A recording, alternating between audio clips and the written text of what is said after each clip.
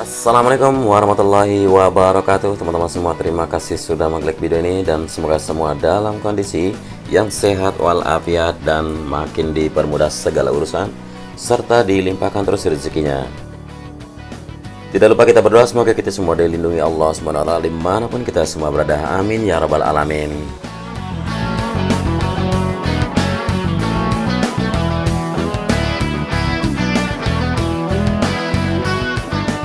Oke, kita masuk di bangunan race control yang sudah tidak asing kita pantau dari sisi luar. Di sini kita mencoba melihat beberapa ruangan yang ada di dalam.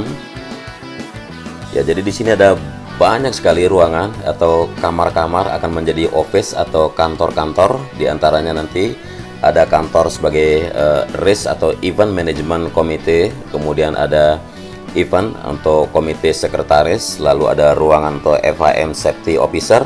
Kemudian di depan sini merupakan ruangan Risk Director Officer, dan juga melalui koridor ini kita akan melihat ke ruangan di mana untuk Commercial Department di sini yang sangat luas. Lalu ada di sini ruangan yang lain yaitu FIA untuk President Office. Kemudian juga ada ruangan yang lain misalnya seperti Dorna CEO Office, lalu ada CEO Assistant Office juga. Kita melalui koridor lagi. Nah, di depan situ ada ruangan untuk Managing Director Office ya, ada dua ruangan nanti untuk Managing Director Office di sini. Nah, untuk yang paling sisi timur nanti akan menjadi ruangan timing ya, untuk pengaturan waktu di saat bergelar balapan.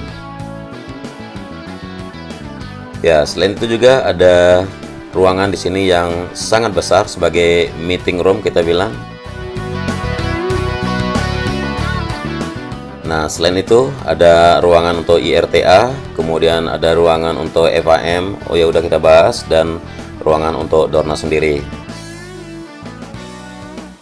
Nah, untuk sisi atas yang mana nantinya akan dikhususkan sebagai ruangan yang tidak bisa sembarangan orang masuki, tidak sembarangan orang bisa mengakses ruangan yang di atas ini, karena di sini nanti akan dilengkapi dengan beberapa peralatan canggih seperti WiFi, jaringan telepon untuk internasional dan nasional, lalu ada WiFi, ada CCTV, ada 32 CCTV di setiap corner sirkuit dengan layar televisi di sini yang berukuran besar, kemudian ada transponder, kemudian ada time system, dan juga beberapa perlengkapan lain seperti peredam suara. Dan ruangan-ruangan ini semua memiliki fungsi, memiliki kegunaan masing-masing.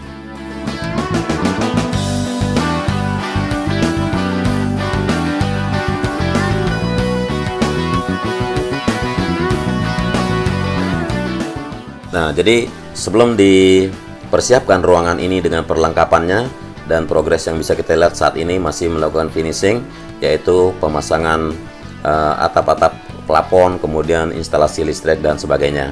Oke, kita lanjutkan pantauan ke trek berikutnya dari trek lurus yang merupakan garis start di sini ya, setelah kita melewati garis finish yang berada di depan race control barusan. Nah, ini akan menjadi garis start dan terlihat di sisi kiri untuk sederetan geobrok pit wall yang sudah ditata rapi sebagai area monitoring bagi masing-masing tim pembalap, dan area pit wall ini berjejer begini langsung di depan pedok atau di depan masing-masing garasi para pembalap. Nah, untuk Mandalika sendiri akan menaungi 40 garasi yang akan disiapkan di sebelah kiri dari trek lurus yang membentang menuju tikungan yang pertama. Nah, adapun cuaca pada siang kali ini sedikit angin sangat-sangat kencang dari maksud saya lebih kencang dari biasanya, sehingga guncangan atau tidak stabilnya kamera di sini sangat keras, bahkan benar-benar speednya tidak semaksimal karena melawan angin terus.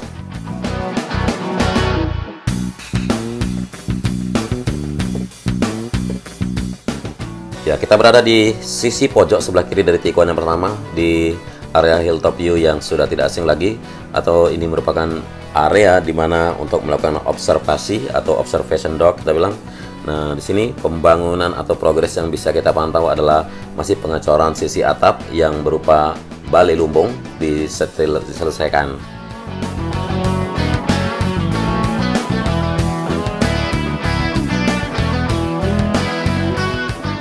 Ya, ada sekitar 14 tiang di sini yang berjejer mulai dari sisi kiri ke arah kanan, dan ini akan tersambung untuk sisi atapnya seperti bali lumbung. Nah, kemungkinan pengerjaan di sini akan membutuhkan waktu yang lumayan ya, karena pengerjaan harus hati-hati dan harus teliti serta harus pelan-pelan. Namun bangunan di sini tidak masuk di dalam kategori atau tidak masuk di daftar homologasi. Jadi tidaklah begitu mengejar krusial targetnya harus selesai kapan, karena homologasi sendiri hanya di bagian trackland, kemudian di bagian pedok, bagian race control, dan juga beberapa safety fence ataupun pagar-pagar pembatas. Dan di depan sini yang masih penasaran dengan Bukit Pink Hill, jadi sudah menampakkan warna merah jambunya dari bougainville atau tanaman bunga kertas yang sudah ditanam di sebelah kiri dari tikungan yang pertama di area bukit yang pertama yang besar ini. Ya, kita belum tahu kelanjutan dari Bukit Pink di sini ya, seperti rencana yang udah kita dengar sama-sama, yaitu ada 3 bukit yang akan dijadikan Pink Hill. Namun di sini 1 bukit saja belum selesai diratakan menjadi berwarna merah jambu.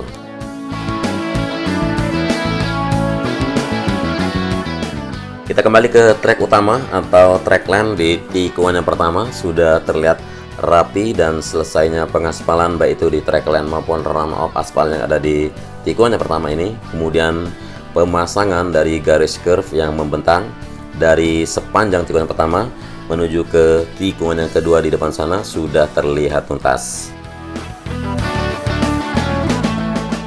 Dan nantinya tinggal melakukan pengecatan atau pemberian warna untuk garis curve yang sudah dibuat di sini ya, pembuatannya dengan beton dan dilakukan secara arsiran atau seperti diarsir. Namun di sini memiliki ketebalan kurang lebih sekitar 3 cm ketebalan dari arsiran untuk curve yang membentang, dan arsiran tersebut tidaklah berupa garis yang sejajar, namun mirip-mirip seperti garis berpola diagonal.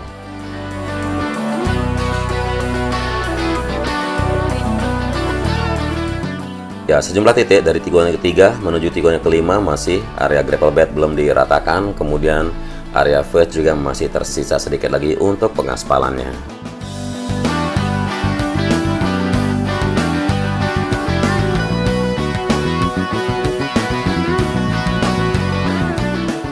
Ya, kita sudah melewati tikungan yang kelima, terpantau dari sisi atas ini untuk yang mana kemarin sempat ramai dibicarakan sambungan dari trackland. Ya, ini dia sambungan trackland lapisan yang ketiga. Jadi tidak ada kendala sekali ya. Sempat heboh sekali beberapa netizen ada masalah apa di sambungan trackland, dan sudah kita pantau barusan. Nah, untuk tekstur sendiri bisa kita bedakan untuk area verge atau sisi pinggir di sini, tekstur dari pengaspalan maupun dengan trackland yang ada di depan kita ini. Nah, jadi celah-celah ini adalah drainase horizontal passer fix. Nah, seperti ini. Ini belum dibuka bagian isolasinya, dan sebelah kiri merupakan verge, yang sebelah kanan merupakan trackland. Dan sejumlah para pekerja masih fokus untuk melanjutkan pengerjaan curve yang membentang dari tikungan yang ke-6 di sini menuju ke keseluruhan dari trek 4,31 km.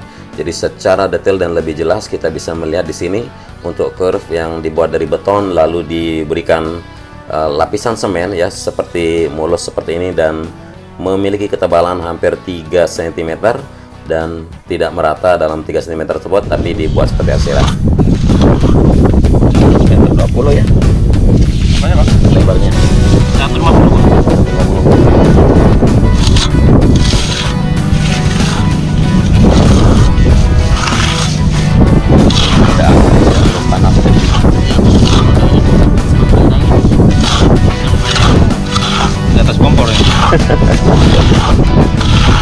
Dengar sekali kerasnya angin di sekitar sini, teman-teman. Jadi komunikasi saya dengan para pekerja di sini mungkin tidak begitu jelas terdengar barusan. Adapun informasinya yaitu lebar dari curve di sini sekitar 150 cm. Kemudian panasnya matahari di sini lumayan bisa dibendung oleh kencangnya angin sehingga membuat kesejukan tersendiri, atau tanpa angin maka akan terasa kita sedang duduk di atas kompor gas yang sedang menyala katanya. Ya, untuk tunnel 2 sendiri sekarang sudah difungsikan senormal mungkin, artinya bisa gunakan untuk umum atau untuk warga sekitar yang masih mengeluh untuk akses ke sisi pantai. Jadi maksud saya itu warga yang ada di zona tengah, misalnya ke pinggir pantai, bisa menggunakan tunnel 2 di bawah sana. Dan inilah akses yang sedang disiapkan menuju pantai jikalau datang dari bypass atau dari bandara, dan nantinya akan terkonek dengan area glamping atau area parkir lot yang luasnya 1 hektar lebih di depan sini. Dan nantinya zona tengah juga akan segera dilakukan evakuasi, maksud saya akan dilakukan relokasi seperti yang pernah disetujukan pada hari kemarin.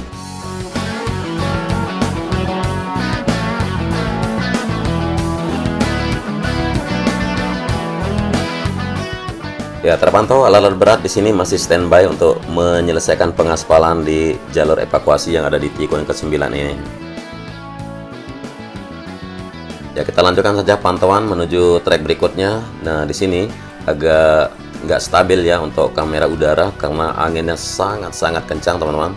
Kecepatan angin melebihi dari RPM kecepatannya baling-baling kamera udara yang saya terbangkan di sini.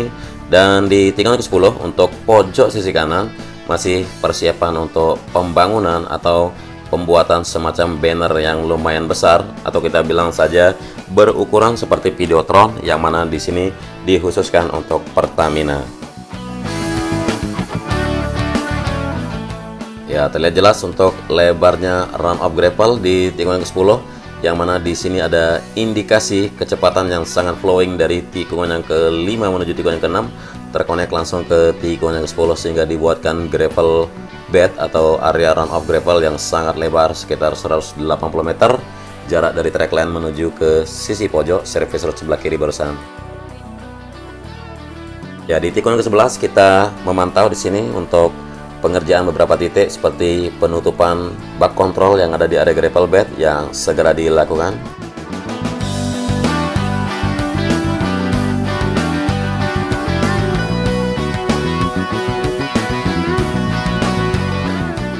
Jadi di sini untuk kondisi sirkuit atau progres dari konstruksi sirkuit sendiri sudah masuk di fase-fase akhir atau masih mengerjakan finishing untuk beberapa sisa-sisa yang terlihat, tersisa sedikit lagi proyek atau beberapa titik yang harus dituntaskan.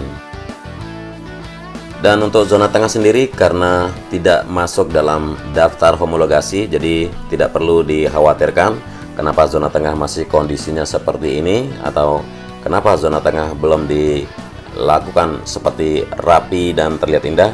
Itu karena bukan di dalam daftar untuk homologasi. Dan tikungan ke-13 kita melihat untuk sisi service road sebelah kanan tinggal melakukan pengaspalan pelebaran sedikit lagi untuk area tire barrier atau ban-ban penahan benturan, dan juga airbag yang akan menempel pada tire barrier nanti membentang atau melapisi ban-ban penahan benturan tersebut membentang di keseluruhan tikungan di sirkuit Mandalika ini.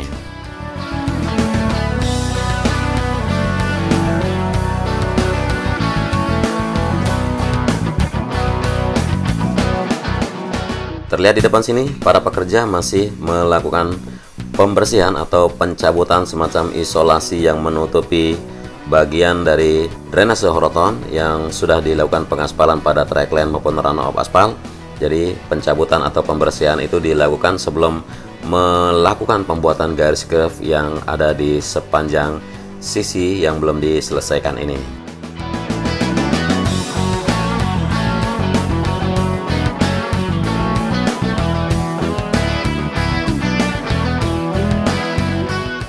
Dan tidak terasa tikungan yang terakhir, yaitu tikungan yang ke-17 dari sirkuit Mandalika, sudah kita lalui bersama-sama.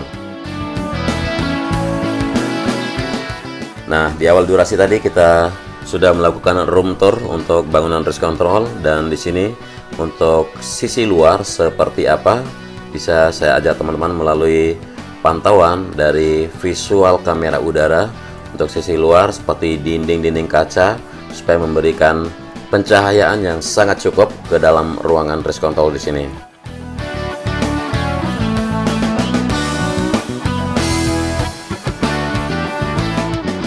Ya, adapun progres dari persentase race control sudah mencapai 85% lebih.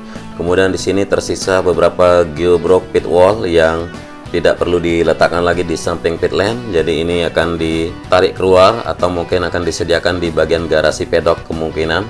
Dan kita akan memantau ke dalam tunnel 1 sebentar, seperti apa pemandangan atau progres di tunnel 1 sekarang.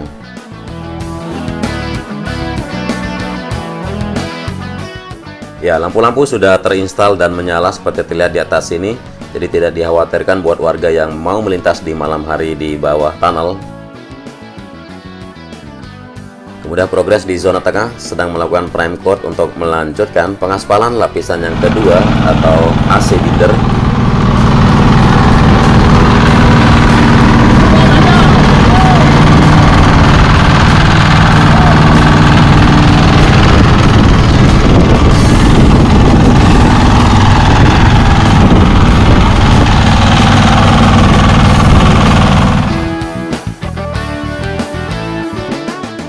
Jadi ada AC base dan AC binder dan AC wiring yang akan difungsikan pada pengaspalan zona tengah, yang mana sudah dibuatkan skema semacam central zone, dan pemandangan di area pit building di belakang pedok seperti ini.